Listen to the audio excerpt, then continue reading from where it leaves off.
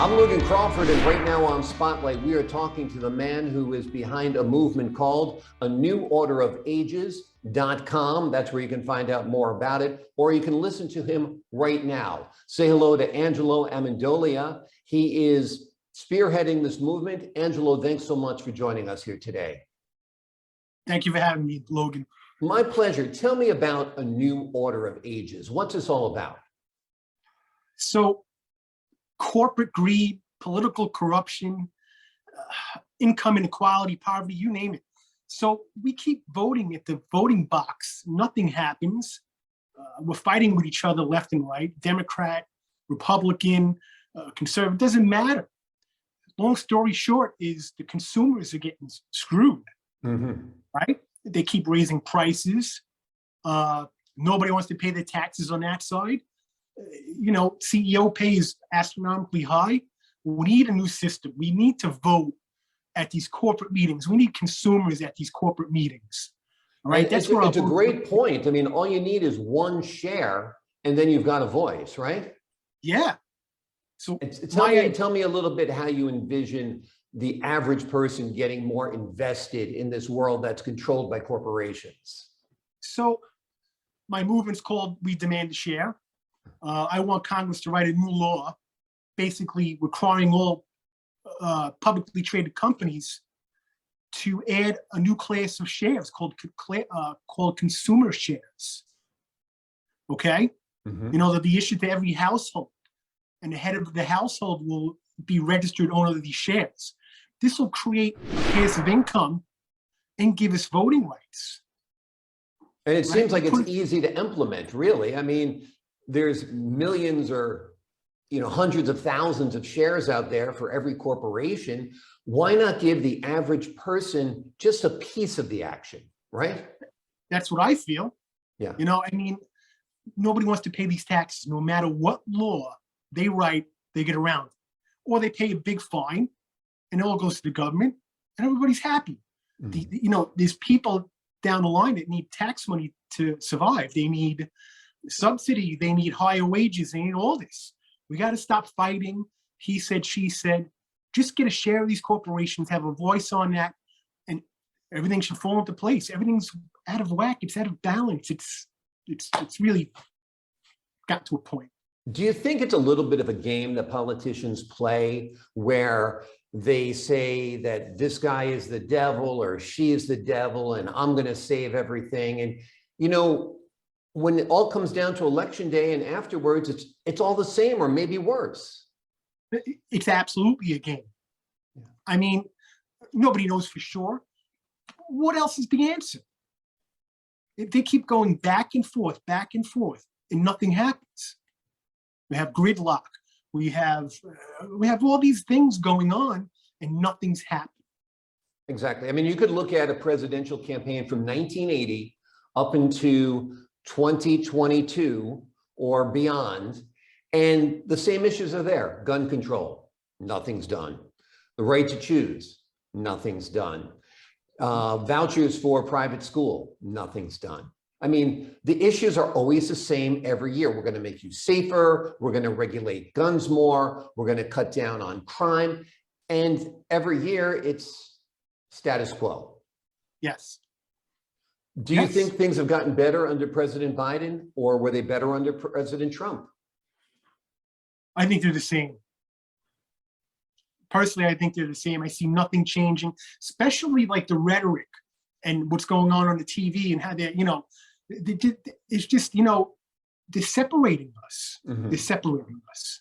Divide and conquer. Certainly the news media does that. You know, you've got Fox pitting conservative voters against everyone else. You have MSNBC pitting liberal voters against everyone else. And what it does is, like you said, it waters down the electorate. Instead of us all speaking together in one voice, where we want to have a decent wage, we want to have a safe environment, we want to have all of the things that families need to survive, get actually thrown to the wayside because of all the heated rhetoric out there. Yeah, I mean, not all news, of course, but some of these news outlets, you know, there's a saying that says, you know, enragement is engagement. So they take up space in your mind, and they make you angry all day. There's nothing else you could deal with. You know? It's interesting. I love that. Enragement is engagement. So Yeah. what's the answer? I mean, get Congress, get the Senate, get the president to sign a law that we have actual equity consumer shares. Is that what your proposal is? Yeah. I mean, so I want to have equity. I want to build generational wealth, right? I want to save these corporate meetings. You know, they're selling out the planet. You know, they're destroying our planet, drilling holes everywhere, fracking, whatever the hell they're doing. I mean, it's going crazy. If we had a voice in these corporate boards, we could stop political payments and lobbying. We could stop destroying the planet.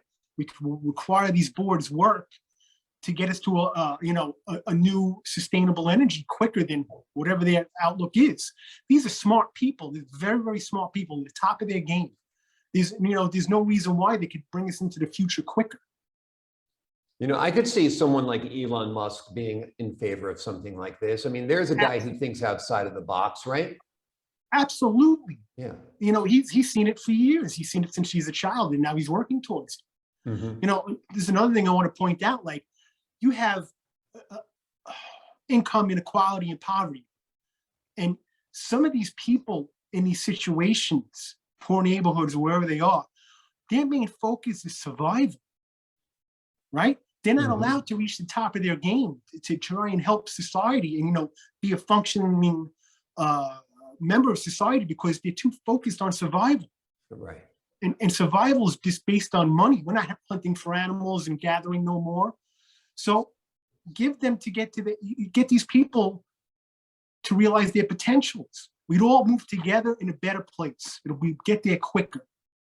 Absolutely. I mean, there would be less crime if people are better educated, less distracted, have, you know, food assurance, like you said, a decent income guaranteed to each person. You know, people could be better parents, and better parents would mean better children, would mean better pupils in schools. It'd be a ripple effect. I mean, what you're saying is a lot of common sense, and it's amazing that nothing is ever done on these types of proposals. Yeah, the focus is everything. If you wake up in the morning, right, and you're depressed from yesterday, or you're depressed from whatever's going on in your life, you can't focus. Right. 90% of, you know, people being depressed is not being able to pay their bills. Exactly. Let them pay their bills. Let them be, you know, let them get to their highest potential. Contribute what they can, what they come up with. We're all unique individuals, and we're just stymieing everything. We're sticking to the status quo. You know, one of the smartest men I know is my father. Numbers like that. He knows numbers, right?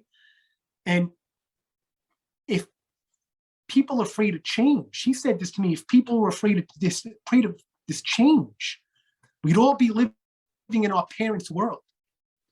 Right. We don't go forward. Right. You know, my parents didn't like what I liked, and his parents didn't like what they liked. So we have to push the ball forward. We have to stop this nonsense about fighting over money. We're destroying the planet. We're killing people. We're eliminating a lot of things. We got to stop this one game over money. This will solve everything. Well, not everything. Most of the problems. It's a good start. It's a good start for sure. Now, two different people said it from both sides of the aisle. Bernie Sanders says it's a rigged system. Donald Trump says it's a rigged system. Does Angelo Amendolia say it's a rigged system as well? I don't want to get involved in any of that. Okay, so that's the problem. Well, this one said that one, this one said that one. Let's just focus on getting shares and getting the voice and dividend payments. That's all we need to focus on. Democrat, Republican, conservative, black, white, doesn't matter. If you're a consumer, we need to have a voice in those corporate elections. Absolutely. The polarization is a distraction. Tell me about your change.org campaign, We Demand a Share. Well, we demand a share. I want every household to be issued a new class of consumer shares. That's it. That's it. I want to consolidate our votes. I started a voting trust agreement. Everybody will get, you know, I want to go to these corporate meetings and have a voice. I want the voice. You know, we need so many votes to be able to bring an action out onto the corporate floor. If everybody in America just had one vote or one share of a corporation, we all consolidated them, I'll walk right in. Yep, you've got power. You've got 350 million shares of any particular corporation. You've got power. Tell me about this logo that you designed for your effort. It's very, very interesting. It's a nice piece of artwork. So it's money makes the world go round, right? You show a picture of money to people, they stop and look. Our money system right now is, so they say, rigged. I want money to be a great balancer. That's what it should be. I think that image creates balance. Mother Nature in the middle between feminine, masculine qualities, a clean earth, it's balance. It brings balance back. I want that to be the currency of the people. You know, I have it all. I have that logo on a lot of items. I want the government to see people carrying this logo, knowing we're together. You know, let them see us coming. This is our currency coming towards you. We're putting all our money together on votes, on whatever we have to do, and we're coming after these corporate meetings. Excellent, excellent. Who did the artwork for you on that, by the way? It's excellent. I worked with a lot of different artists, but it was, you know, it was I sketched. It was your concept. Yeah. Gotcha. Yeah, I love it. I think it's great. I think it's great. And people can get involved by learning more at your website, which is aneworderofages.com. And that's growing day by day. You're going to be putting more information up there, more links, and more how-tos for people, because I think when people hear this interview, they're going to want to get involved. I agree. If it's that simple of just demanding a share and getting shares to clean up all of this. I mean, everybody's focused on profits. Where do these profits come from?